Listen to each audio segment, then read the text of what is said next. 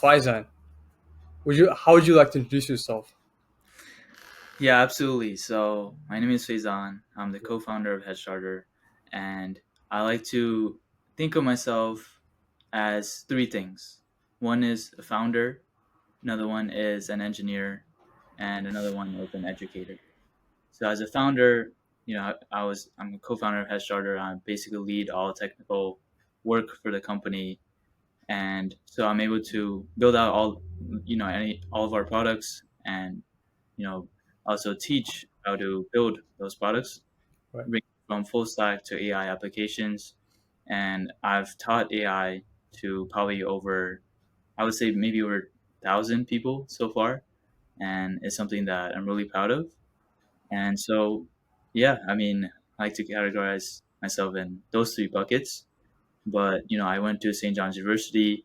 I got my master's in data science and bachelor's in computer science. Did a 5-year program there. So graduated my master's in May of 2023 and my bachelor's a year before that. And ever since graduating, have been working full time on Headstarter and Yeah. actually turned down my full time offer for Amazon to do this full time. Yeah. And so something that I don't regret, and I'm very happy I made that decision. So you're very passionate about Headstarter. So would you like to tell us how exactly you got started with this? Yeah, absolutely. So I've always been interested or really passionate about education in CS. And so let me take you all back to the exact moment when I found out about Headstarter. I have a very vivid memory of this. I Yeah. was in vacation. I was on vacation in Puerto Rico actually, Yeah. and I was on Instagram, and I found one of Headstarter's posts, and I saw that a lot of my friends from high school were like part of it. And these friends, we were part of the same robotics team at my high school, Forest Hills High School. And so I had a lot of respect for them because these are some of the smartest people that I know, and I saw that they were involved with Headstarter. So I was immediately very intrigued because I thought if they're part of Headstarter, then they must be doing something really cool, right? And I've also been really interested in entrepreneurship. So I grew up watching Shark Tank. It was like my favorite show, and my goal in life was to always work in big tech and start my own company after that. And so I saw that, Yassine and the other people involved in Headstarter, they're like very young, right? They were like 22 or like probably like 20 at that time and like already had their own company. So I thought, why not, try to get involved now, with Yeah. like a company because they were doing something that I really resonated with, which is providing students with opportunities that they might not get like in school or anywhere else. And so I found about them to Instagram and I actually posted about them on the CS Discord of my school. So I was the president of the ACM student chapter at St. John's, which is the Computer Science and Cybersecurity Club. I posted about them immediately there because I thought, it's a really good opportunity. And then it's funny because when I was in vacation in Puerto Rico, and then just like a couple weeks after, I was starting my internship at Amazon in Seattle. And one of the previous co-founders of Headstarter worked full time at Amazon. And so when I joined Amazon, when I started, I emailed him and I, told him I'm really interested in like getting involved. And so I set up a meeting with him, and then he liked my story, like how passionate I was. He told me to go meet with Yassine. So I set up a meeting with Yassine, and he also really liked my passion and everything. And so once my internship at Amazon ended, when I came back to New York, I set up a office visit with some members of the ACM club to go visit like the Head Start office. It's in Long Island City, a really nice area.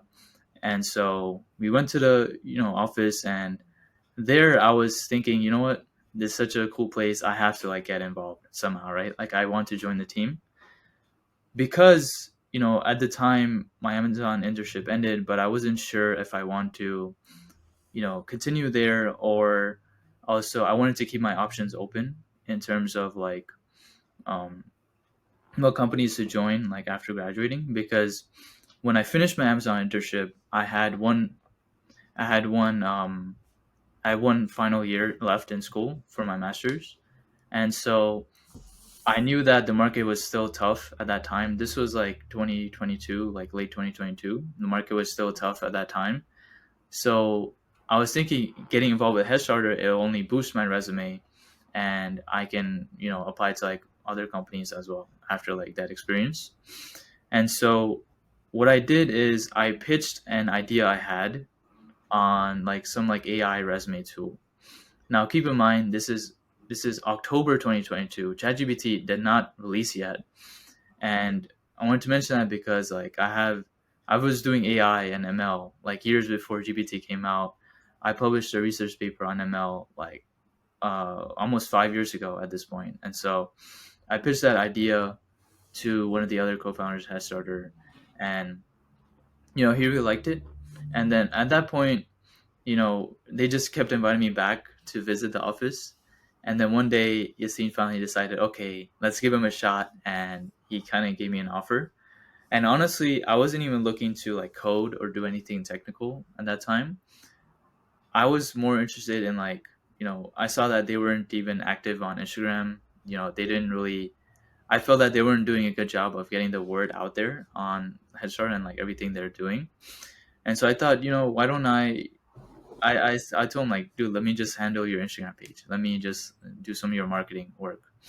And so that's what they kind of brought me on for. I was literally head of marketing. Um, I think that was like my official title, like or like marketing lead or something. I wasn't even doing any technical work. And then so from there I joined, and then I set up like a hackathon for my school, St. John's. We did a hackathon at our office, and then from there it was kind of like it was just helping out with some like operational work. And then when around like March or April of 2023, that's when like the GPT API came out. And at that point we had a huge opportunity, and like, okay, now we can actually use AI to build out our entire product. And it was also at that point that the other co-founders of Headstarter ended up leaving. And being that I was like really passionate and involved, Yassine asked me if I wanted to become co-founder. And that obviously had certain implications, and meant that I had to, because I had actually accepted my return offer for Amazon, but I would have to obviously turn that down to pursue the co-founder opportunity, because it's not possible to build a business like on the side. Like if Yeah. you're really serious about it, it has to be a full-time endeavor. And so I thought about it for some days, and then I realized this is like kind of a once in a lifetime opportunity. And so I ended up turning down my full-time offer for Amazon to pursue this full-time. Yeah. So from the beginning to like then, that's like my journey. And like I joined as like basically an intern, and then I ended up like now like owning a majority stake of the company. That's very inspiring. And when you became the co-founder and you turned out Amazon, um, how much work did you have to put in to get an estimation? Like I know you said you were the head of marketing, and like, so what new responsibilities did you have to take on when you became the co-founder? Yeah, I mean, it's funny because it's pretty much like there's no end to my responsibilities, right? Yeah. Because I'm handling. I can tell you honestly, that was like a while ago. I feel like at that point I handled all the technical work of the company. So at that point, it was a very tough time at that point, to be honest, because we had this like fellowship thing going on, but we didn't have like a solid product that we could actually bring to the market and turn into a real like venture backable business. Right. And so it was my responsibility to figure out what product to build, actually Yeah. build it and get it in the hands of users, get feedback on it, iterate on their feedback. So yeah, at that point we were going through a major shift. We were restructuring our team, and so we had to actually build a product, Yeah. and we really needed to raise funding Yeah. because it was not. I mean, like Racine, he already put in a ton of money Yeah. into the business at that point, and he was been full time, since the beginning, and I didn't have much like funds myself. I just did, so yeah, that was my responsibility. I actually build out the product, use like my ML experience to figure out what we can do with AI to like help teach like computer science or software engineering. Yeah. So, what's like the very early struggles of going through the stages of a startup? Like, you have a seed rounding, and then you have all these other stages. So, what struggles did you face in each round? Yeah, well, it's funny because we technically haven't even raised a seed Oh, round. I see. It's only been pre-seed so far. Yeah. And I think a lot of folks might not realize how hard it is to raise funding, Yeah. especially given that, you know, I'm a very proud alum of St. John's. I'm a very proud of, being an alum of that school. But if I'm being very honest, if you go Yeah. anywhere outside of New York, nobody will know what St. John's is. And that is a big thing. Like people say school doesn't really matter for, like raising funding, but if you go to Stanford, your chances of raising funding are pretty much 1,000x, multiplied by that. You know, so that that was like initial struggle, like just raising funding. Where both Yassine and he went to Queens College, I went to St. John's. They're not well known at all for CS or anything, and that was one thing. So it was hard to gain. Actually, let me take that back. That was actually not a something that investors cared that much about. I guess it was more so like we were both super young, right? Like at that time, I just turned 24, like like 3 months ago. Yassine is 1 year older than me, and at this point, this was like last year. Um, we were trying to do everything we can to raise funding, but one thing that I realized is investors hate consumer startups where you're selling to individual people. They just like B2B where you're selling to other companies because it's a much more stable and I guess scalable revenue source. We've been very much consumer oriented since the beginning, and it was just really hard to find investors that believe in that kind of a vision.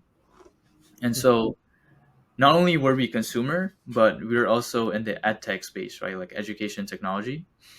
And if you look at the landscape of ed tech companies, it's like a huge graveyard of companies that have just failed in the space, right? You have like the huge players, Udemy, Coursera. You have, like basically like all the online like platforms, right? To like upskill yourself. And so we were always compared to them.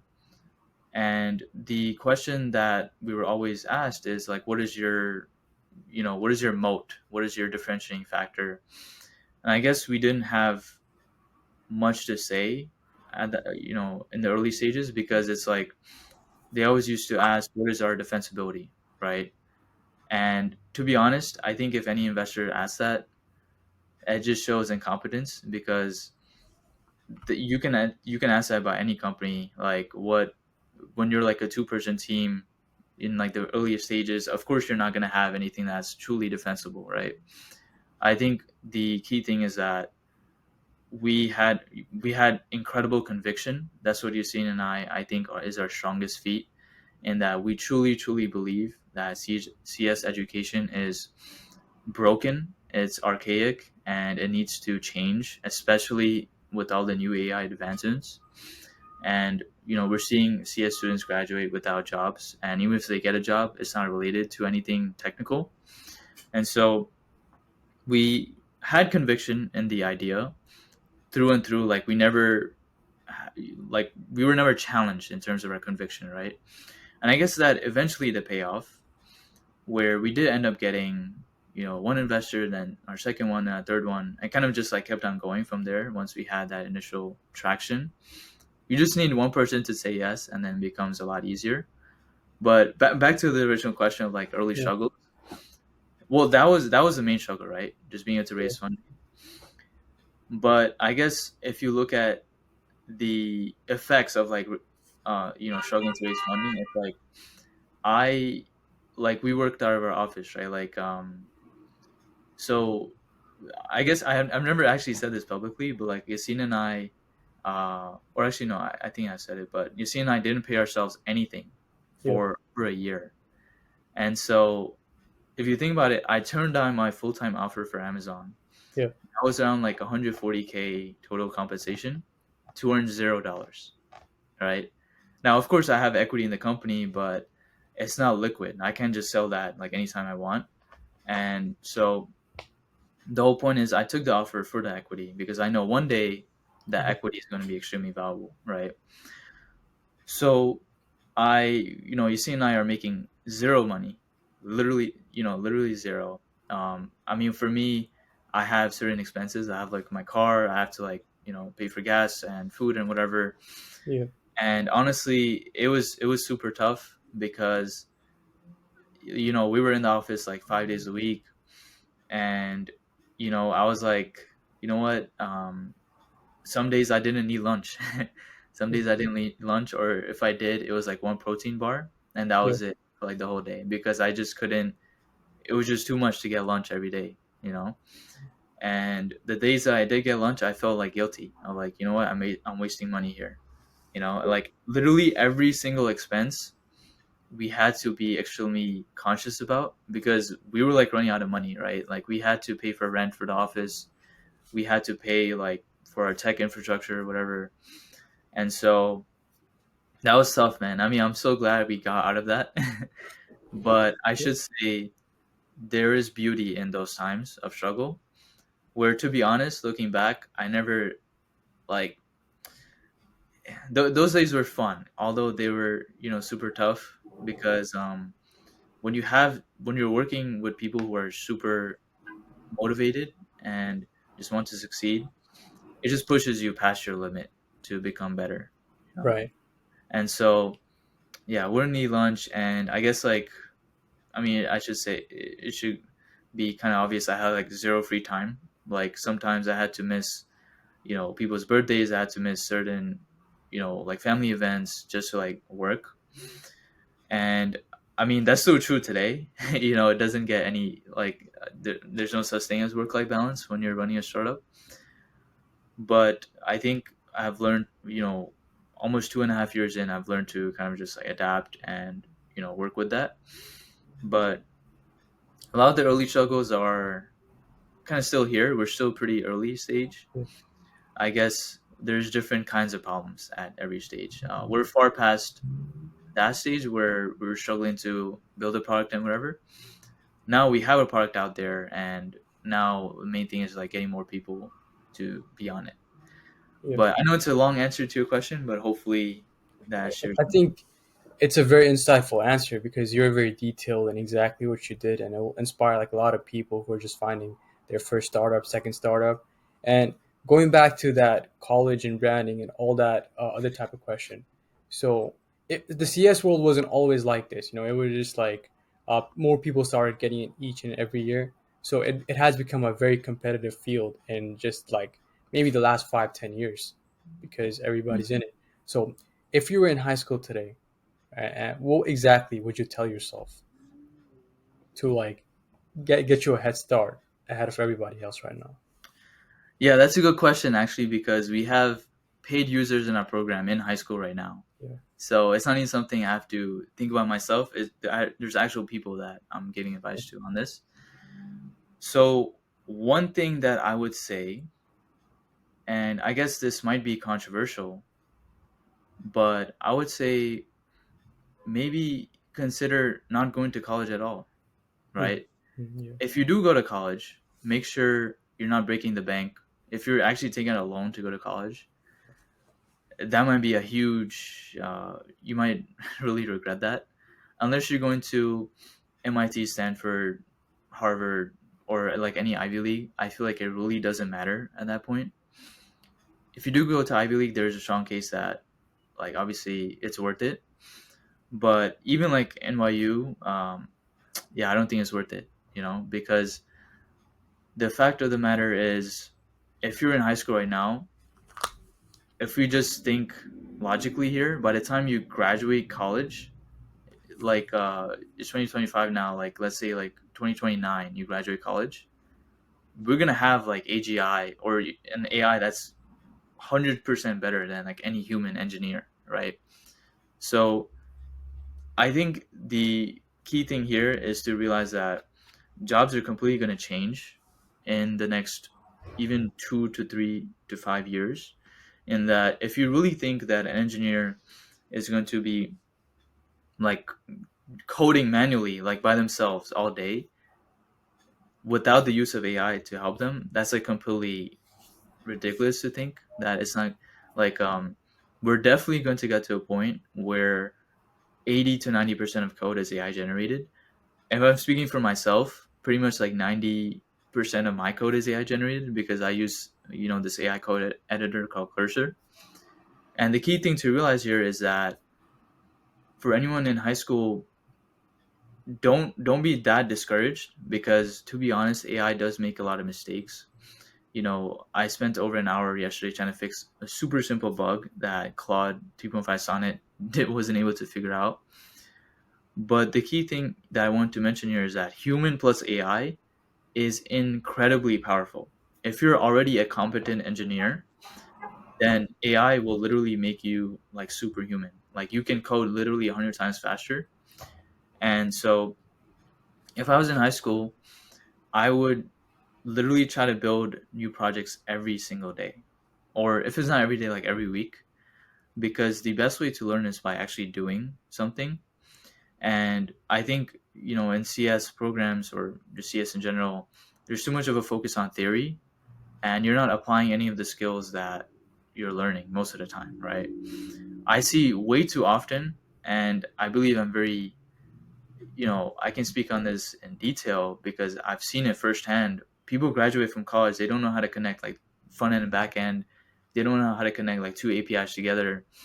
So it's like, what are you spending the 4 years in school for if you don't know how to do the most basic thing, right?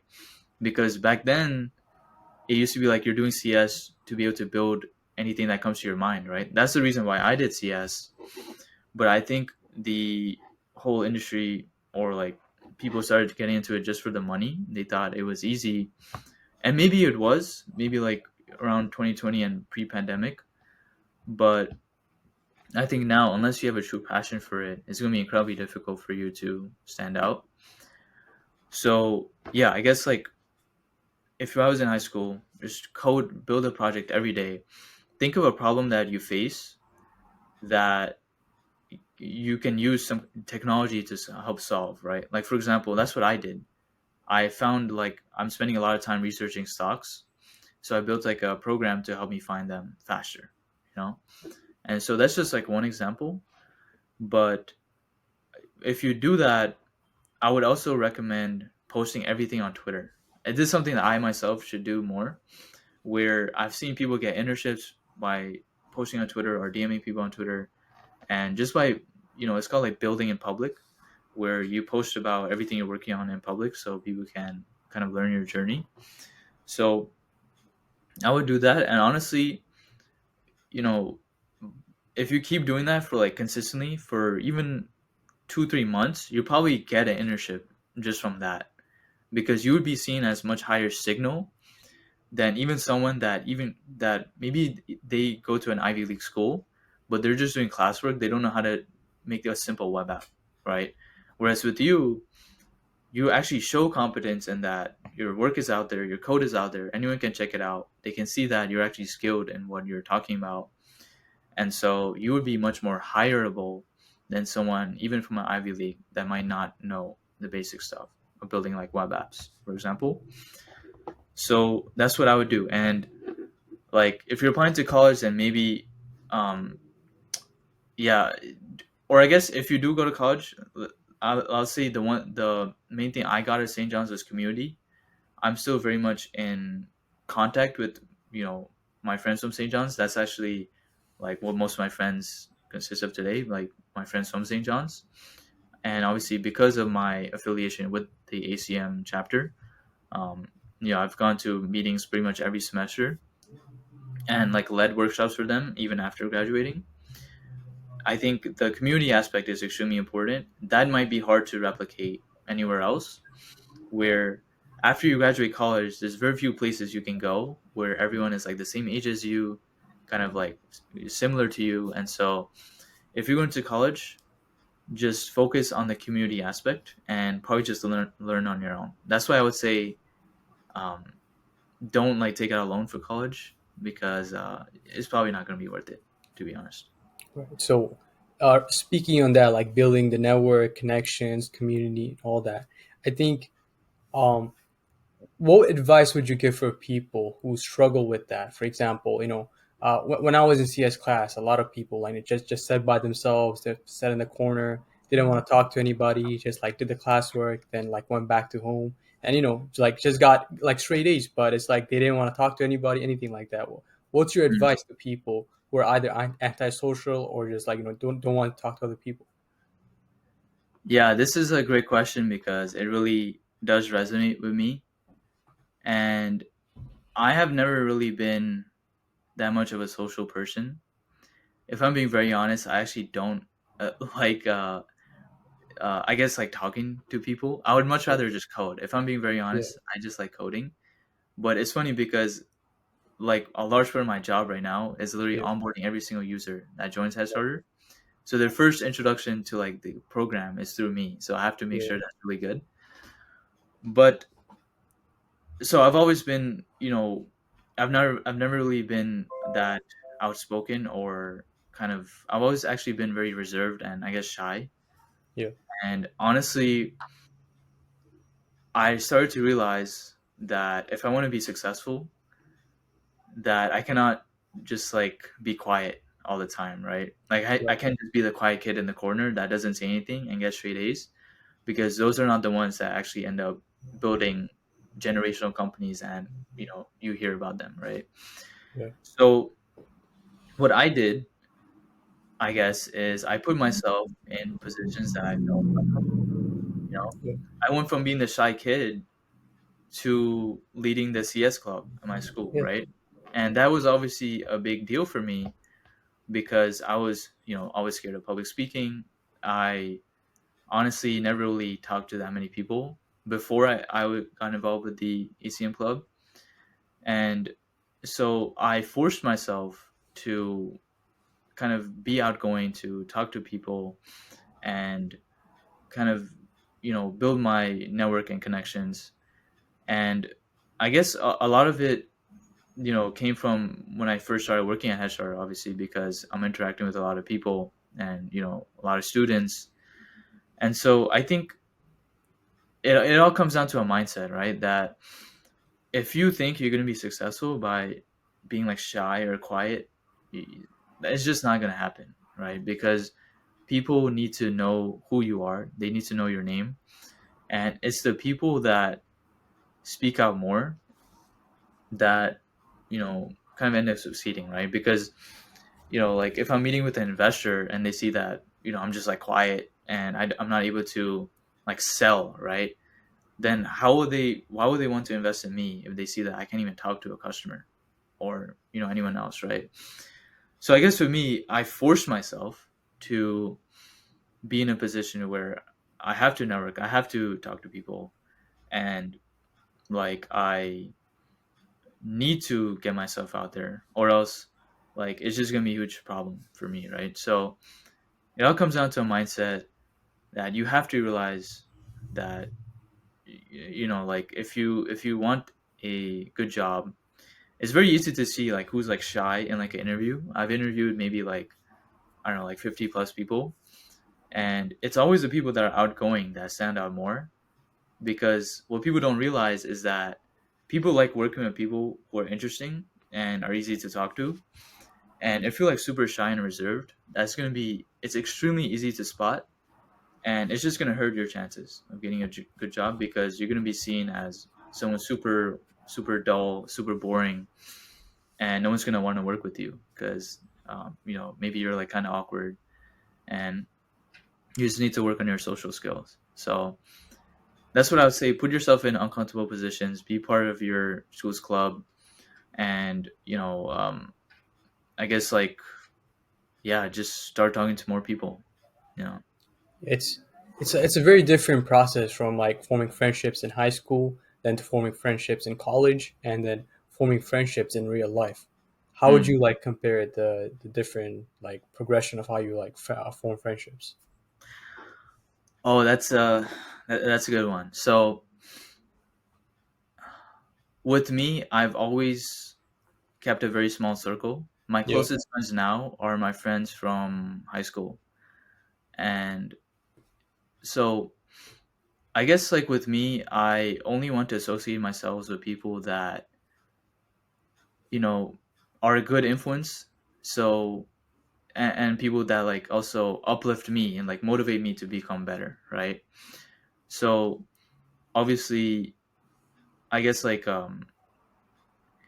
with all my friends, they have that aspect to them, where they're like super hardworking, they're very motivated, they want to succeed, and they also celebrate your wins, right? Because you don't want friends that are like jealous, where if you achieve something, then they're like, oh, it's like they see it as like you're like better than them, and they like envy you. Like obviously, you don't want friends like that. And I guess like it's pretty hard, to be honest, to find those genuine friendships. I guess like but like it's gotten like, maybe I guess a lot harder now as like co-founder, because I guess maybe people only see like the business side of like maybe talking to me. They don't see like how I might be a good friend, I guess.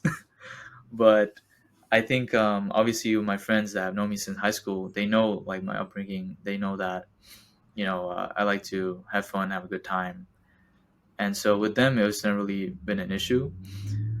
But I guess like the way I've made friends is always through kind of like clubs or like different organizations. My friends from high school were formed through the robotics club, right? And from college, it was from the ACM club. And then, to be honest, yeah, there's not many other people I know outside of that circle. And so with me, like yeah, I've like my closest friends that I still talk to today on a day basis are from high school, because we've all been through a lot together. We've seen each other's journey, and I guess like for me, new question now. Um, I guess it is hard. I don't know if I even know how to answer that, because maybe yeah, it's something that I myself I'm trying to figure out. yeah, Make like genuine friends, yeah. but that's what I would say for now. Speaking of that, like we could transition to talking about coworkers, right? So it seems like we have a lot of companies that are having mass layoffs, and there's like hiring has slowed down. So Hmm. how will AI impact your coworkers? That are maybe like software engineers or that are into like the CS field. So what's your prediction on like how AI is going to impact the job market? Yeah, I mean, I feel like I have a very interesting perspective on this, because I'm an engineer and a founder, so I'm directly involved in not only building the product but hiring people to help build the product, right? Yeah, So here's the thing, right? There's a lot of different perspectives on this, but I think this is mine based on my own experience, right? So yeah, first off, I think people might think that Headstarter has a ton of employees. Let me tell you right now, it's literally only Yassine and I as full-time employees. oh, Literally only us two. We're looking to yeah, grow the team, obviously, but we do have like part-time like virtual assistants and whatnot. But right now, it's literally only us two, yeah, and that should put into perspective that like literally just me, I'm able to maintain the product, build new features, build completely separate products, yeah, teach how to build them, and do like a lot of other things on the side as well, like operational stuff. So if me myself as one person am able to do all of that, yeah, because I'm augmented with AI, I'm able to use AI to like speed up my work like 100 times. There's much less of a need to hire another person, right, right? If I myself am able to do the work of 5 engineers, it becomes much harder to justify bringing another person on, yeah, right? Because realistically, for me, all I need is like, an idea in my head or like a product spec. I put into Cursor, and with some like prompting here and there, it's able to build the whole thing out for me, right? Yeah. So then the question becomes, if I myself am able to do that, the work that would have taken like maybe 2 3 days for another engineer, and I get it done in 10 minutes through some prompting and cursor, why do I need to hire another person, Hmm. right? So that is something that people need to realize. Where, okay, you might think that uh, companies are not hiring and whatever. The reality is that AI is making engineers a lot more productive. They're able to do work a lot more faster. So the need to hire another engineer is a lot lower, because they're getting to do more work for, in a less amount of time. So what people have to realize now is you have to be so good at your work that you need to know what you offer that's even better than AI, I guess, right? That's how you start to think about it. Because, for example, AI is not that good at implementing complex, like front end components, in React, for example. Like with me, here is the limitation, and here's what we need someone to fill the role for. Sometimes we need like super complex front end, like components put together, and I I'm not good at front end. I kind of just like prompt my way to making a nice front end. But even then, the models lack certain knowledge on certain front end like patterns. And so if someone is really good at front end, then I would want them to join the team and contribute, because they have knowledge that the models don't have, right?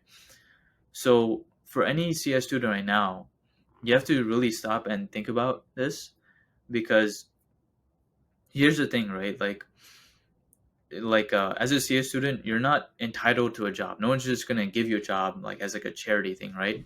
You have to really prove your worth, because you know, especially for like you see and I, right? Like we literally paid ourselves nothing, and so all the money that we would spend hiring someone, like that's like it took a lot of effort to make that money, right? So we can't just spend it on anyone. And the same goes for like obviously any other startup as well, right? So you have to start and think, what value do you offer that companies, that can like help out companies, right? And so, you need to be super, super skilled now. That's why the bar is getting a lot higher, because the AI models are getting a lot better. They're able to do a lot more, a lot faster. And so, yeah, I mean, that's why we're seeing the Yeah. layoffs. That's why we're seeing hiring freezes. And I mean, I I hope that it stops, Yeah. because but I'm not sure if it will, because the models are only going to get better. And so, yeah, I mean, I guess no one really knows the true impact that AI is going to have on Yeah. jobs. It's something we're just going to have to wait and see. So let's give you a scenario, right? So I know you said like the bar is getting higher, which but more people are still like coming to CS. It's not like just because there's AI, people are stopping to Mm, come to CS. It's like every year there's more and more, right? mm, So the bar is getting higher, and there's more people, and not a lot of people, like the vast majority, are not meeting that bar. But if you're the top 1%, or as we say, like a cracked engineer, it's yeah. like, you're gonna have jobs lined up. You're gonna have job offers from Amazon. You're gonna have job Mm, offers from like wherever. But what about the people at the bottom, like who got that CS degree, paid like 100,000, 60,000, whatever they paid, and mm, now they don't have any CS jobs, and they're job searching for 6 months, 1 year, 2 years, but still no mm, job. Like, mm. what advice would you have for those people? Yeah, I mean, it's a good question, because that type of persona you just described, Yeah, they are kind of already involved in our program.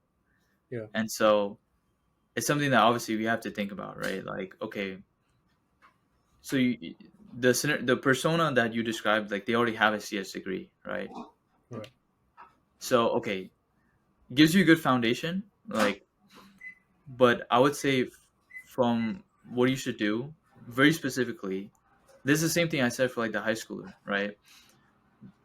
Build a new project every week, post about it on Twitter, on LinkedIn, anywhere else, and just get your name out there, right? where, like right now, work on a project that companies can use. Like for example, like with me, I'm looking to upskill myself like every single day too, right? And so I'll give an example of a project that I just worked on, like an npm package that I published. It's called LLM chain, and I basically solved my own problem with that by making that npm library, which is I need one specific like API to access many different LLM providers, and it just makes it easy to do that. So with you, like with the, if you're struggling to like find a job, work on projects like that solve real problems, and showing that you're able to actually build software that others can use, right?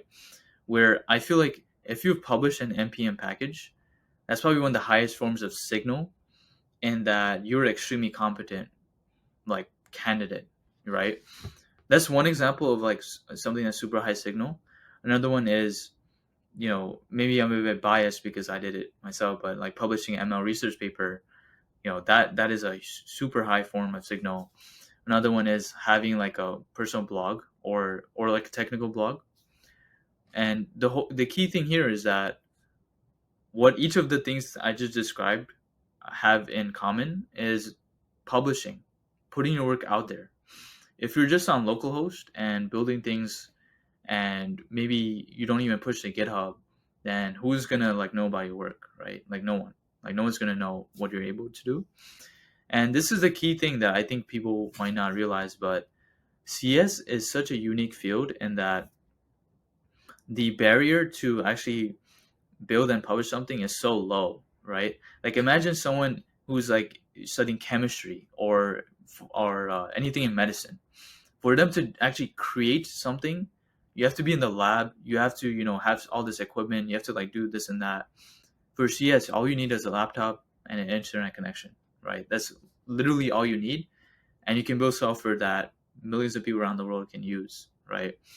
So everyone should take advantage of that, right? If you have a laptop, if you have an internet connection, you can build software that literally anyone can use around the world. So think of common problems that people have Yeah. and how to solve them, right? Maybe it's problems that you face on a daily basis, or maybe it's problems that you know that you just like think of, right? I give you an example. There's one person. It's called. He's like 17 years old. He built an app called Cal AI. He's Yeah. making like $1 million a month, and all it is you take a picture of your food and it tells you how many calories there are, right? You don't even need to have that sophisticated of AI knowledge to build that. Yeah. But the point is, he built a successful business out of it with no formal AI education, and now he's working on like a bunch of other things too, right? So, more of the story, like publish, get your work out there, Yeah. and people will come find you, and you'll be introduced to opportunities that you'll never would have thought of if you didn't start posting, right? Yeah. So that's good. Now we talked a lot about CS and everything, right?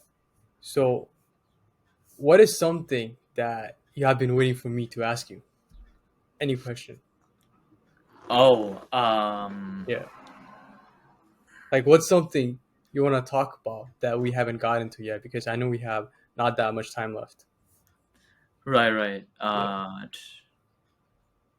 I guess like, what does it mean to be cracked? Yeah. What does it mean to be cracked? Okay, so the way I would answer this is specifically with two words, and they are urgency and agency. Hmm. So what that means is, if you truly, and I'm saying this from the perspective of like, I'm trying to hire someone that fits these criteria, right? So urgency, what that means is you do all your work with such extreme, like, it absolutely needs to be done, or else there's going to be like a problem, right? Where if you get a task assigned, or if there's a bug in production that's affecting users, you act instantly and you go and fix it right away, right? It's extremely Yeah. urgent for you to act. Now, that's urgency. Agency is, the way I would define it, is like the ability to just do things on your own that are not explicitly asked of you, right? Like if I give an engineer a task, that person not only does the task, but they identify certain, you know, implications of what that task might affect, like maybe other parts of the code base, and they go ahead and update those parts as well, right? If you're basically just doing the bare minimum, then that's an issue, right? Especially if you were to join literally a two-person startup right now and you're Yeah. doing the bare minimum, that's not the place for you to be, right? Right. So you need to have these two qualities if you want to work at a startup, or else it's just not going to, work out. Because with Yasin and I mean, I think we want to obviously lead by example. All of the work we do, every single task, whether it be small or big, is extremely urgent, and it needs to be get done. It needs to get done right away. And we do things obviously without being explicitly asked, to do so. So if you're a candidate, looking to join a startup, you need to have these two qualities. And if you do have them, that means you're cracked. Well, obviously, you need to have the actual technical skills too. And so, if I were to expand a bit more, you need to be able to build anything, right? Whether that be classical ML, generative AI, full stack web apps, or anything else. If you don't know how to do it, don't say you don't know and then just give up right there. Like, go ahead and learn. All the resources are out there, and you should have the ability to learn by yourself, right? And so that's what we mean by cracked. So let's say somebody took your advice and they published a research paper. They have an application. Now they're thinking of, hey, like I did all this, but I really think I have it in me to start a startup. So Hmm. what would be your advice for somebody who's just like beginning to think of starting a startup? Yeah, it's a good question. So it's an interesting one because I mean, now that I'm like 2.5 years in, it is something that I started thinking about of like, okay, what are some things that I would have done different or that we would have done different, right?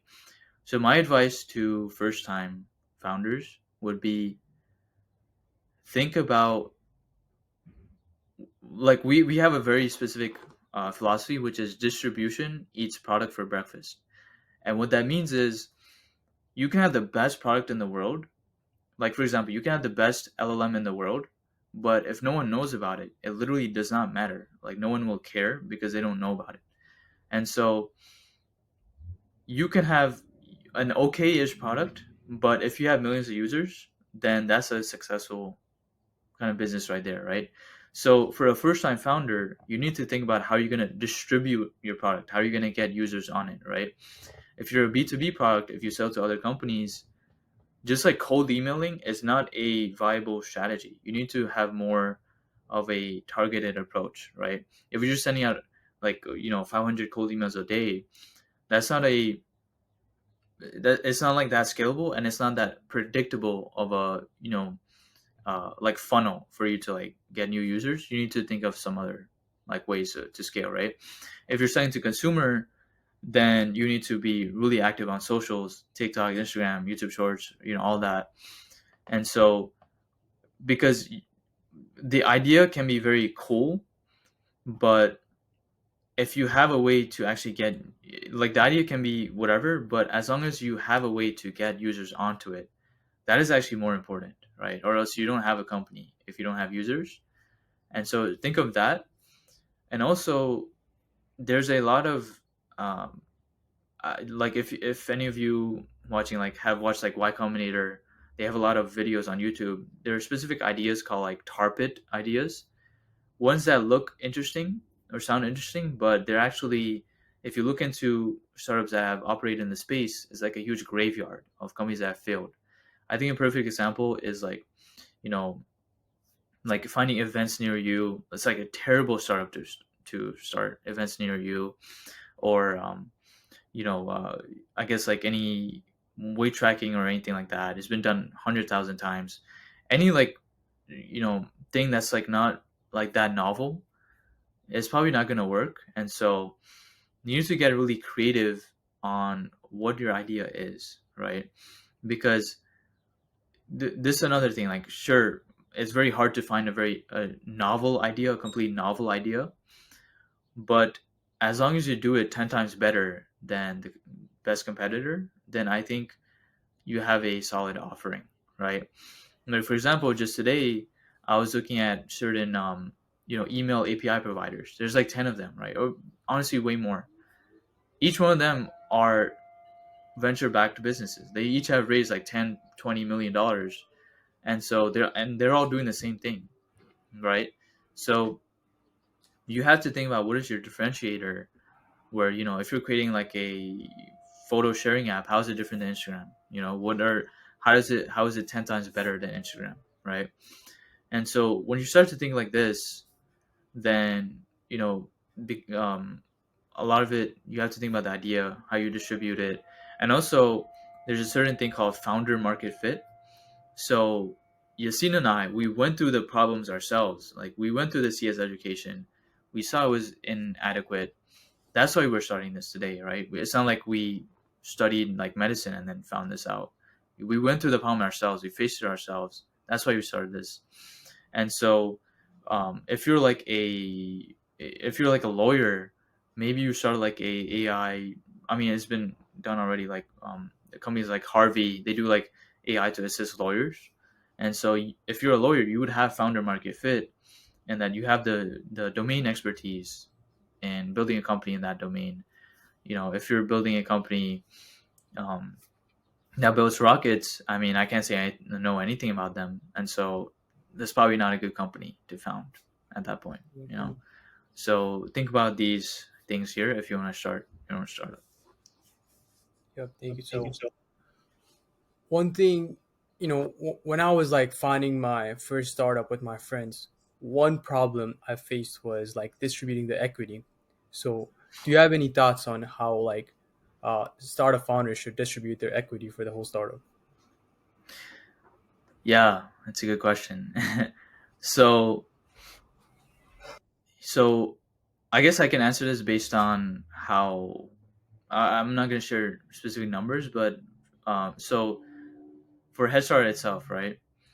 I wasn't a original co-founder. Like I wasn't there at the very very beginning, and so that's why. And I also didn't put in like my own money into the company, and so because of that, Yasin has more equity than me. I think that's obviously totally fair because he was there since the very beginning and he put in a lot of money himself, right? So I have less equity than him, but it's not that much less because right now we're both like leading the company, and so for anyone just starting off, I think it is definitely a very very serious conversation, very conversation you need to have, or else it can like literally make or break your company, right? Most startups fail because of like co-founder issues. So what I would say is, um, if it's like three people, I guess it might start to get kind of tricky. With us, since it's only two of us, it's a bit easier. But one thing is, you need to. This has actually saved us a lot. If you're offering equity, make sure it's on like a 1 year cliff. So what that means is the person needs to be at the company for at least a year for their equity to vest. And so, or actually, the way it's kind of set up is, you get equity over the course of like I think 4 years, but you only get the first bit of it um, after spending a year at the company. I believe that's how it's set up. I would actually have to look into it more. But with that, the incentive is that you're staying for the company for the long term, right? You can just join the company, get some equity, and then leave after 2 months because that'll be a huge issue, right? So specifically for co-founders, right? You need to know what is their end goal, right? Because Yasin and I have been very like have very high expectations in like where we want to take Headstarter. We have had many acquisition offers that we have all turned down without even batting a single eye at the offer. We have not entertained any offers to sell the company because we only want to sell at a certain valuation, which is probably over $1 billion. Or if there's a buyer that is, something very interesting, like a very interesting company, then we would start to consider it. So being that we're both aligned on what is our exit plan for the company, it makes it very simple that it is a long term game where our first investor, he was at his company AppLovin for like 12 years, and like now AppLovin is he was the first engineer hired at that company, and now AppLovin is worth over $100 billion. And so we're only 2.5 years in. There's many, many, many years to go for this to see how it plans out. But you need to be aligned on what is your end goal. Is this like a lifestyle business that just funds your life, and there's nothing wrong with that, by the way. But if you want to build a venture backable business, that's a very different story in that you need to have very aggressive growth year over year, and the end goal should be to get to $1 billion valuation and beyond, right? So if everyone is aligned on that, then I think you can set a value that you know um, I guess like my perspective is, if it's two of you, then there needs to be one that has more equity, because that person is like the decision maker and whatever, and that person should be CEO. In my case, that's Yassine. If it's three people, now, like regardless of how many people there are, how many co-founders, you need to have one that does have some more control, because they need to be the decision maker when things go wrong, right? And things are going to go wrong. That's like inevitable, right? And so if it's three of you, maybe one has um, 35% equity and the rest have, just like less or whatever. And then that person should be CEO. And then, ideally that person is the most dedicated to the mission, to the company. And so that's how I think it should be split. Yeah, thanks so much. So we're pretty much running out of time, but last question: any hopes for the future? Yeah. So one thing I would say is one thing I'm really looking forward to doing this year, and it's something I'm very proud to say, is that there's pretty much not a country. There's like I can go to pretty much any country in the world, and there is going to be someone in that country that knows about Headstarter or has been directly involved in it. We have users in the most remote areas that you would think of. We have a user in Mauritius. I didn't, to be honest, I had literally no idea where that is. It's like off the coast of Africa. We have people in Japan, Australia, across South Asia, across Europe, across Africa, across South America, obviously across US and Canada. There's pretty much there's someone that's involved in Headstarter in literally every single country you can think of. And something I really want to do this year is go and visit them, and it makes me really happy whenever I'm onboarding a new user. I always ask them, "Oh, where are you like calling from? Where are you from?" And usually they're always from somewhere that's very interesting. And I just love seeing them smile when I say, I hope to visit you someday, because I genuinely mean that. And Yeah, so it's funny because I'm going to Toronto in like 2 weeks. yeah, We have a bunch of users in Toronto and like the Waterloo area, and so I'm really looking forward to that. And yeah, I mean, it's gonna turn to like a world tour. So yeah, that's something I'm really looking forward to. And I guess obviously all the advancements in AI this year, I think I'm working on some really cool stuff where I think just with a bit more refinement, I think I'll be ready to push it out, get a lot of people to use it, and maybe see how that works as like a product for like companies to use. And so, yeah, a lot of things this year in the yeah. work. It's good. It was a great conversation. We talked about so many things. We talked about Headstarter, AI, CS jobs, and I prepared a lot more questions, but I couldn't get to ask them. But maybe next time, you know. Like, Yeah, yeah, yeah. but thank you so much for coming to the podcast. Of course. Thank you for having No me. problem. This is Speaking of names, how did you guys come up with the name Headstarter?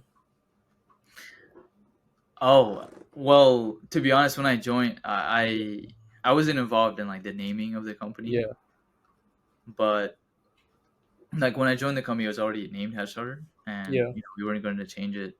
But if you think about it, I think it's like the perfect name Yeah. because the whole point is that if you go through a Head Starter, you're getting a head start in your career.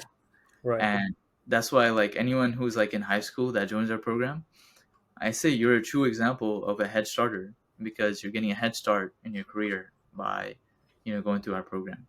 Hmm. So you can think of it like that. You're getting a head start in your career, in your life, Yeah. everything. And also, I see like you guys have like a lot of projects you guys build are related to like AI/machine learning. So, what has been your experience with all that? Yeah, so I got into computer science because I always loved coding, but specifically I was always fascinated by machine learning, right? To me, the concept of a machine learning by itself was so like fascinating, right? I couldn't even fathom like how it was possible, but I was always really, really interested in it. But I was always intimidated by it, at the same time, and I didn't really know how to get started. But I think that kind of changed one day where I just looked up some articles online and I decided to just learn a bit on my own, right? I ended up learning Python by myself. It's funny because St. John's doesn't actually teach Python. I just ended up learning it by myself. It was pretty easy given that I had a strong foundation in Java, but I ended up learning it by myself. And then I came across some articles that uh, tell you how to do like machine learning. And so I built a couple of projects here and there. One of them was like I've been really interested in finance, so obviously I started off with like being able to predict stock prices. Didn't really go too far with that. It wasn't really accurate at all. Worked on a couple other projects here and there, but the turning point was 2020. March 2020 when the pandemic was first hitting, where everyone we were like quarantined. Everyone's at home, and like now it's like I have to like figure out like what to do now, right? Like I have a lot of free time. I need to spend it wisely, right? And so during the pandemic, I came across a data set on this website called Kaggle, Yeah. where on Kaggle they share it's like a platform where people post like data sets for machine learning tasks. And I came across this data set of like hospital patients, of like images of x-rays, chest x-rays of hospital patients that have either COVID, viral pneumonia, or in normal condition. And so at this point, I had already a very base understanding of computer vision where you can feed a model, like a machine learning model, an image and have it classify that image, like, based on certain different categories. And so I thought, okay, this is a very straightforward computer vision task in that I have chest x rays of three classes. One class is COVID, one class is viral pneumonia, and the other class is normal condition. And so I thought, okay, let me train a convolutional neural network to classify these X-ray images, right? And so that's what I did. This was 2020, so there's no ChatGPT, there's no like anything. I was just straight up going by tutorials and blogs online, and I spent maybe like 2 3 weeks on it, and I was getting fairly decent results. I was getting a accuracy of around maybe like 75 80, but obviously I wanted to increase that accuracy, right? At that point, I reached out to my professor because I know he does work in computer vision and specifically in medicine as well. And so I met with him, had some email exchange, and he was, impressed by my work. And he told me he wanted me to actually publish the research, and like write a paper about it and publish it. When he told me that, I was actually very, very intimidated. I was very taken aback because not only had I never read a research paper, I had never, you know, I didn't know how to actually how to explain the math behind all the work that I did, right? To this day, and I hope that this serves as inspiration for a lot of people that might be watching. I've never taken a linear algebra class. That's literally the most important class to do machine learning. I guess the reason behind it is it was never offered to me at St. John's. So I never took that class when it's probably the most important to understand the math behind machine learning. And so, with that being said, I had zero clue how to explain the math behind it. And so, when my professor asked me to write a paper on it, I was like, no way. Like, how can I do that? I don't even understand a lot of this work myself. But then I realized that's a very flawed way of thinking because start to do, before I even try, I'm just giving up, right? And I'm so glad that I changed my mind and I decided to give it a shot because it ended up becoming,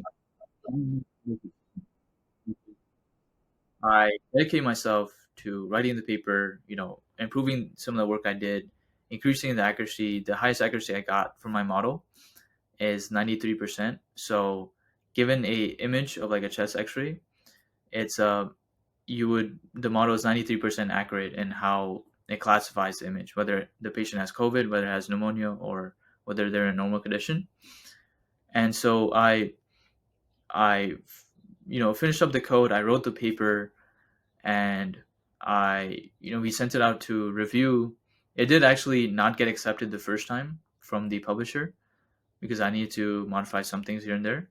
But then January 2021, it might actually be 4 years to this day that the paper got published, and that was a huge moment for me, right? Like I went from having literally zero experience in ML to all of a sudden maybe 8 9 months later having a published paper on computer vision, which is like to me one of the hardest domains within ML. And so to me, it was like I conquered my imposter syndrome. I did something that I thought was like impossible, and so that was January 2021. And it's funny because from then, every single day, I would check the website of like where it got published. And all of a sudden, one day, I saw that it got its first citation. That means a researcher out there in the world, they cited my paper for their work. So then every single day I'm checking, I'm like refreshing the page every single day. Literally before I start working on whatever I'm doing for the day, I checked the website for my research paper. And then slowly, day by day, like periodically, I see that number going up. It went from 1 to 2, then 1 to like 5, 1 to 10, and then right now it's at 29. So I went from I was literally, I was I was 19 years old when I wrote that paper. I had zero formal training in ML, zero formal training in computer vision. I wrote a paper that's been cited 29 times around the world based on some work that I learned how to do by like reading tutorials and blogs online. Yeah. And so, hopefully that serves as inspiration for a lot of you watching. But then that is that since then, my professor told me to take graduate level classes from then. So I actually started taking graduate level data science courses as a sophomore in undergrad, and that was pretty fun. To be honest, well, I don't know if fun is the right word. Actually, it was very intimidating because I was a small little kid in a class with like full grown up adults who have like kids, and here I am. I didn't even have a driver's license at that point, and so like I started taking those graduate classes in ML, got to learn more of the foundation. And then fast forward, that ended up really helping me get my internships at both Bloomberg and Amazon. Yeah. So we can get into that Yeah. now. Sure. So, like, what exactly did you do to get an internship at Amazon and Bloomberg? Yeah, so I should start by saying it was a very tough journey for each of them.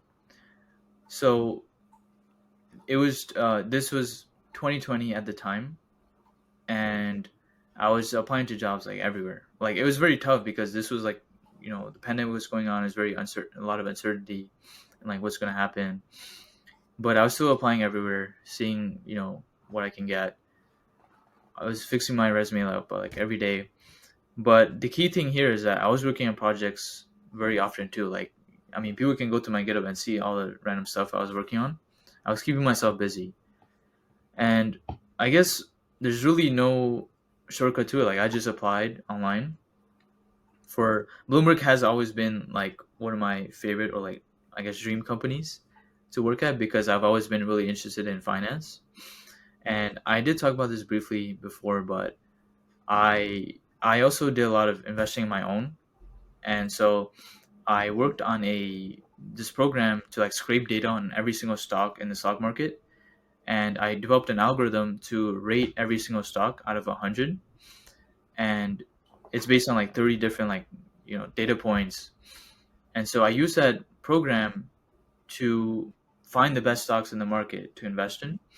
So the output of the program would be like an Excel sheet where every single stock there's around like at that time there's like eight or like close to 9,000, and it would output me like an Excel sheet of like, all the stocks with their grades. So I would just sort by the column for like the grade, and I go down one by one and then do my own research on the top ones that I said, and then I would decide like which ones to invest in from there. And honestly, it did actually work out pretty well. I found some really low key like really interesting stocks from there, and so I was doing that like on the side, and then the key thing is that when I interviewed at Bloomberg, they specifically asked me about it, right? And being that I spent a ton of time working on this, by the way, so I had a lot to share, and I think they were just impressed by the work that I did, right? Because Bloomberg as a company, they're literally in the business of providing financial data. They saw that I have experience in the exact data that they work with, so it's like a kind of pretty obvious kind of decision on them. Like, I guess that's why they decided to like hire me, right? So the moral of the story here is that what you can get out of what I just shared is if you really want to get into a company, work on something that is similar to like what they do, right? If you want to get into Airbnb, for example, maybe build an Airbnb clone, and actually have like a ML recommendation system, have like, things in place to actually replicate what they have. And so that's why I think I got Bloomberg. I mean, I just applied online. I had no referral or anything. We just went through the interview process, and it was quite long. It was like 3 rounds or something. One is like a higher view interview, just share like to the screen, you answer some questions. Then you have like a super day. It's like three back-to-back interviews, and from there you just have to be confident in your work. And it was at this point, being that I already had published the paper and done a lot of other ML work, I think I was fairly confident in like my abilities, and I think that was apparent. And so yeah, I guess that's how I got Bloomberg. And so what ended up happening is, and I love my Bloomberg internship. I think it was really good. This was summer of 2021, and it was amazing. But they did offer me a full time return offer that I ended up turning down actually because I was part of the 5 year program, and there's certain other reasons there. But so the key thing is that I'm back like on the job market. I have to like look for another job, right? So this was late, I guess, late 2021. I was starting to apply everywhere, and I thought like, okay, I have a big company on my resume now. I have Bloomberg on my resume. I have a published machine learning research paper on my resume. I should be able to get a good internship, right? And I guess I was wrong to think that because I kept applying everywhere, and it was still a struggle. I wasn't able to land many interviews, and then I guess like I think it's like on a very random day, I get an email back from Amazon, and at this point I was like, wait, when did I even apply for that? And I started to check. I applied to the position like 3 months ago, and they just emailed me now about it. And I'm trying to remember the timeline here, but it was getting pretty late in the recruiting season. It was getting close to summer. I still didn't have anything, so I was getting kind of worried of like, what am I going to do? And then Amazon just like emails me, so I'm like, oh wow, like I have to like really prepare. And so I think this is like March of 2022, pretty late, very late in the recruiting season. And so they they reached out to schedule an interview, and I think, wow, if my memory is correct, I think it is. It was just two back-to-back interviews, and it was actually, you know what? This is actually so crazy. I'm like remembering the details now. So the position that I interned or interviewed and then later on interned for is called Business Intelligence Engineer. And I guess with me, I always hated lead coach style interviews. I never thought I would be good at them. So I actually purposely avoided applying to software engineering roles because I thought I'm just not gonna get them because I don't want to do lead code. And regardless, I was very much interested in like Python, like data analysis, data stuff. Given that I already did that at Bloomberg, so I thought, okay, this is like a step above that of like what I did at Bloomberg. So they, I think at the time that Amazon emailed me, I did start getting like some more interviews, and I had some like days where I had like interview one day, then like another interview the next day after. So I was having trouble like prioritizing which one to actually study for and review, right? I think I remember specifically, I got the interview for Amazon. I booked the call, but I was like, you know what? What are the chances I actually get this? Right? What are the chances? It's probably very low. Let me focus on some of the other interviews because I think I have a better shot at them, right? And so it's like 11 p.m. the day before my Amazon interview, and I know it's going to be on like SQL kind of stuff. To be honest, my SQL knowledge is very, very basic, very elementary, and I just started reviewing here and there. Honestly, nothing serious. To me, in my head, I was doing the interview for practice. I did not go into it with any expectations of actually getting the offer, and so I guess looking back, that might have helped my case, where I was very, I guess, nonchalant. I wasn't really that nervous because I knew I probably wasn't gonna get it right. And then I get to the interview, it's like the standard, tell me about yourself. They give me like a case study question. And then this part I remember where the second interview, like, because it was like back to back, the person asked me, what would you rate your SQL skills out of 10? I think he asked me that. And to be honest, I was like, you know what? There's no point of lying because he's going to find out anyway. you know? So I literally said, I work way more with Python, so I'm much more experienced in that. For SQL, I'd probably say 3. And I think looking back, he liked the honesty. I actually was not lying by saying that. I had a lot more work in Python data analysis than SQL. And he gave me like this question. I did really bad on it, but I guess he saw I was being honest. So I think that's what ended up happening. So I finished the interview. I'm like, okay, it didn't go as bad as I thought. You know, or I had a good feeling about it after finishing the interview. I was going into it again, like I said, as practice. I want to see what Amazon actually interviews like. And then I guess fast forward a week, I get the email that I got the offer, and it was a huge surprise, a huge relief because all the other interviews I got rejected from, this was the one that I thought I would never get, and I ended up getting it.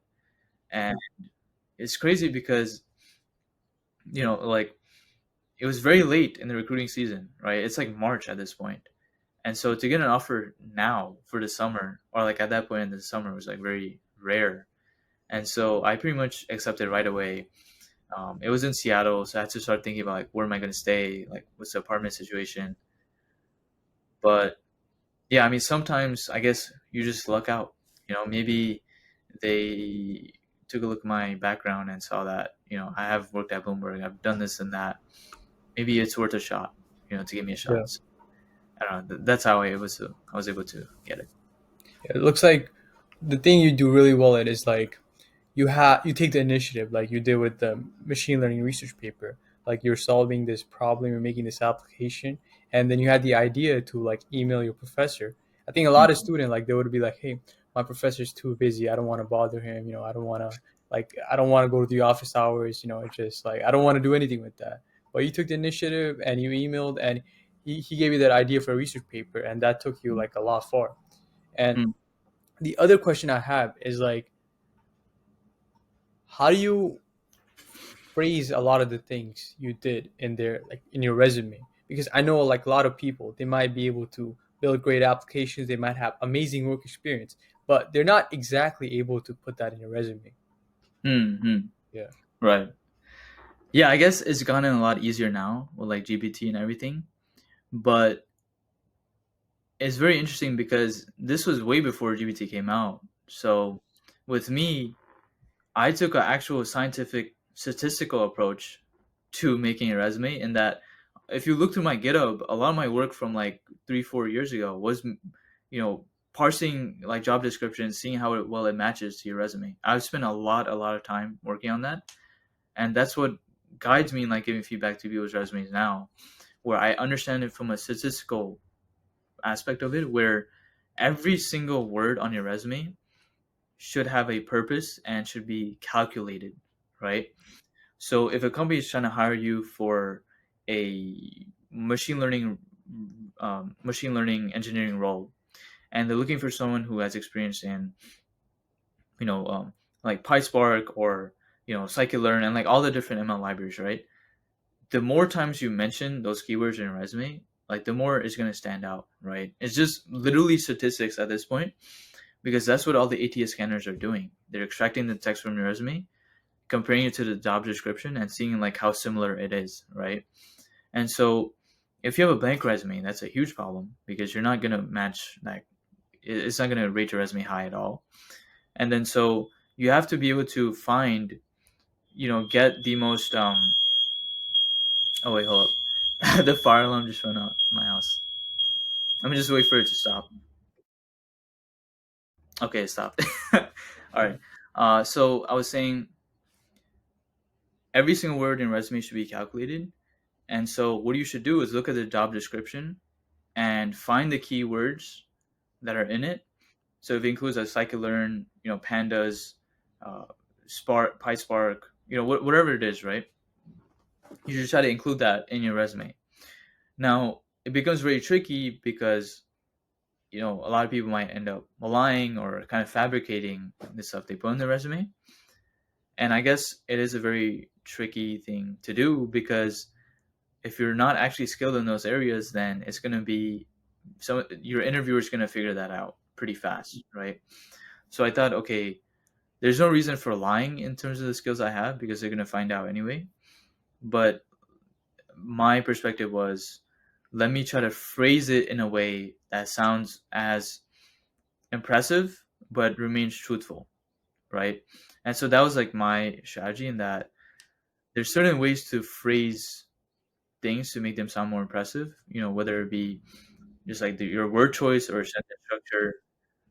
I'm trying to think of an example. It might be hard on the spot, but you know, if you just say you built a full stack web app to generate responses, you built a full stack web app to act like a chatbot. That doesn't sound that impressive, right? But if you say you built a full stack web app with React, TypeScript, Next.js, um, the AI SDK to provide a single channel for users to message a AI for anytime they need help, or something like that, right? And decrease latency by 50%. What I just said is basically the same thing as the sentence that I said at first, but a bit more detail and being a bit more specific, it sounds a lot more impressive, right? And so I guess like right now, people just use GPT to help with their resume. I think, you know, I guess it's well, everyone's resume starts to sound the same, to be honest, if you start doing that. But you should definitely take what it says and like make your own modifications to it. It was a lot harder before, I should say, but now it's a Yeah. lot easier. It reminds me of the meme. It's like, uh, the real life version is like I changed a light bulb, but the LinkedIn version was like, Oh, hey, I engineered that, some kind of like filament installation, all that. But how do you yeah. get better at this like skill of just making it sound more impressive? Oh, um, Because it's a very specific skill that might not people might not have put a lot of thought into it, but it's really the one that's setting you apart from everybody else. Yeah, that is true. I guess one part of it is like you just need to have a deep understanding of your work, right? Because if you don't understand what you're doing, then how will you describe it to someone, right?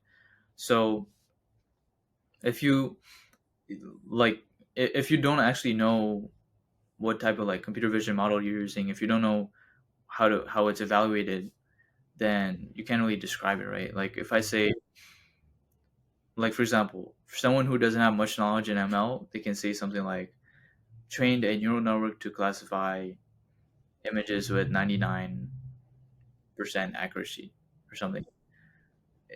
It's not bad, but I guess what you can say is, to get more specific, is um, basically trying to say how to word this. Developed and evaluated a convolutional neural network in Python to detect and differentiate between instances of diseases with an accuracy of 95% and F1 score of 95 too, right? Because someone who's not who doesn't actually know about ML that much, this was a very base example. Obviously, I'm trying to think of a better one, but the key thing is that the better you understand your work, the better you would able to phrase it and explain what you did, right? And so that's like one example, and I guess you can extrapolate that to many other fields as well. That's good. And I think one thing that personally helped me was like just looking at other people's resume, like Right. looking at the people who got accepted into like Amazon, Bloomberg, like you, or people who got accepted in Capital One, looking at their resume, because oftentimes reading someone else's resume is gonna help you a lot more than getting all these resume tips, in my Exactly. experience. Yeah. Exactly. Right. So a couple of questions. So we covered a lot of tech, right? Now let's talk about your experience being like a Daisy in New York City. So Yeah, I guess so. I'm not sure how particularly it has influenced me, but I guess one yeah, thing is, um, I'm glad to say I haven't really been stereotyped as like a typical, Indian guy that's like NCS and whatever. right, But I guess when a lot of the industry is like, from India, Bangladesh, Pakistan, yeah, it's like you can start to relate with all of them, and I guess it helps you, make a lot of friends from the along the way, because I mean most of my friends are, they see as well. yeah, And so that's like a good thing, I guess. Being that, to be honest, after visiting like many other cities across the US, I don't see myself living in anywhere other than New York, yeah, because they just don't have the food, they don't have the culture like that is here. Like for example, where else can I go?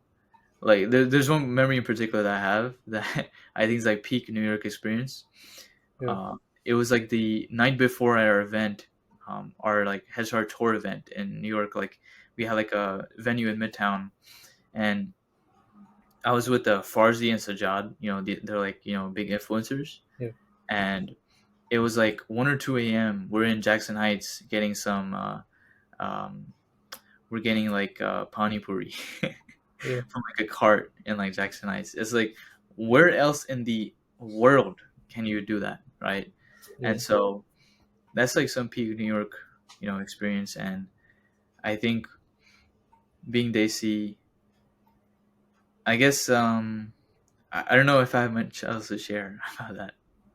How do you think it impacted your career in tech, or it hasn't? Um, the, That's a tricky this might question. be, I don't know. This might end up being like controversial. I'm not. I don't know if I want to. I guess okay. So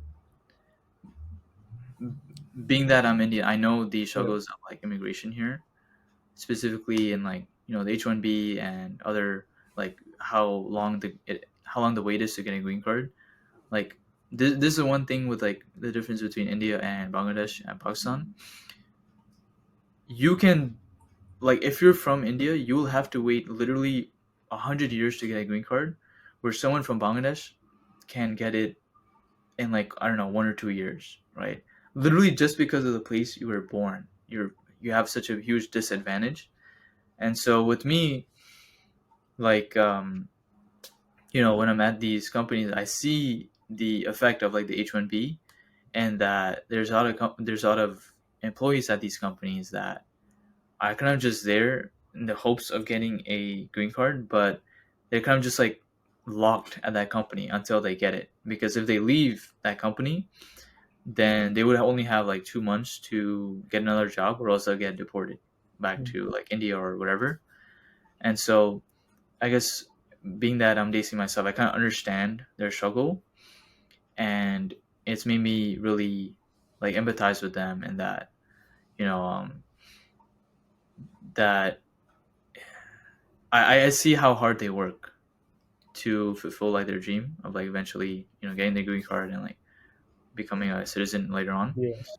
It's a very controversial question. It's like, how do you think um, having the Trump administration is going to affect people in tech?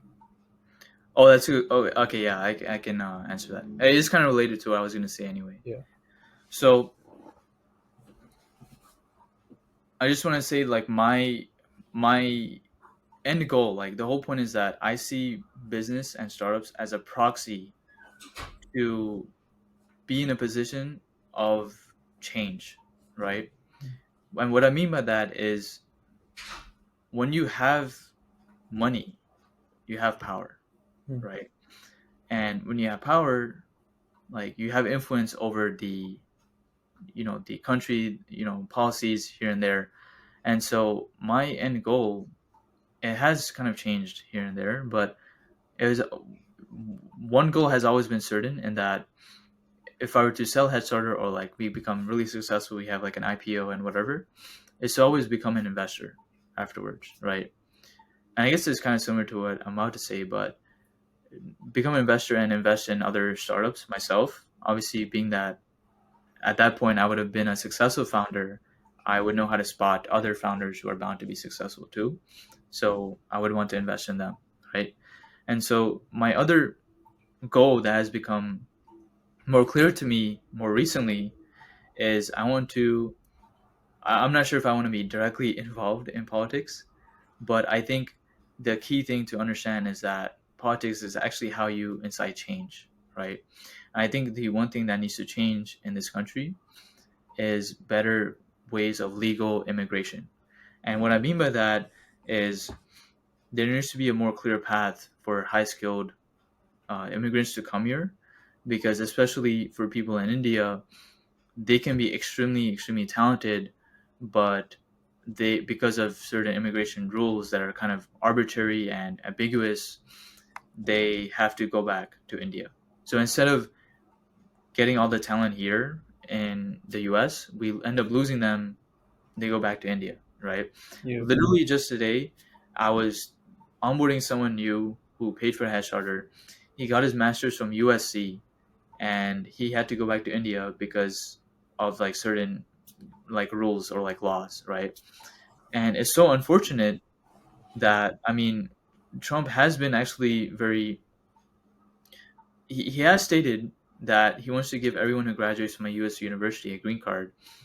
I'm not sure if that will happen. I'm not sure what the legality of that is, but I think I'm not sure if that is even a good idea, to be honest. But regardless, I think he himself understands that we need some streamlined legal immigration means, because it is a huge issue, and people are going to start going to different countries to build AI if the US is not that friendly towards people who are like high skilled. And I think, especially like I said, with the huge green card backlog, there needs to be something done for Indians. That's actually something that the incoming administration, with like Surium and some of the other people that are part of the Trump administration, they want to get rid of the country caps for the green cards, or other things. and that will help more Indians or just high school people from other countries come here. And I think that is very much necessary for the US to stay competitive, because we have, these like Chinese AI labs that are extremely, extremely competent. And I think that if we want to stay competitive in the international landscape, then we need to encourage more people to immigrate here rather than kind of scare them off because of all these like rules and whatever. And so I guess your question is, how will it impact tech? I think I think it's very uncertain. I mean, he is going to be inaugurated in just 10 days. Let's see what he has in store. But I think in general, I think he will do something for better legal immigration, because I think obviously, as Trump being a businessman at the end of the day, he knows that immigrants work really hard, and he has a lot of immigrants in his administration, being like Vivek Ramaswamy, Elon Musk, and Shuriam, like I mentioned. It's great to see the Indian representation in the White House, I should say, and I'm certain that hopefully they do something for Indians specifically. And so I think what we can expect is kind of it can go both ways. I do see that they have loosened, or the H-1B topic is very controversial right now. I'm not sure where that's going to end up, but I think they will do something to help people, legally immigrate here. And um, we might also see a harder. It might become harder for startups or other companies to hire foreign talent, because they would have to show that they try to hire a citizen before them. That's kind of how it works. You have to prove to the U.S. government that you try to hire a citizen, but no one was able to fit the criteria, and so that's why they hired someone else. Like, I think that's how like the H-1B works. I feel like that process might be affected by his administration, but I think if you are really skilled, then I think hopefully he makes it easier. You know, Yeah. that's what I would say. All right, thank you so much for coming to the podcast, Faizan. Of course, thank you so much for Yeah. having me. This was a really great experience.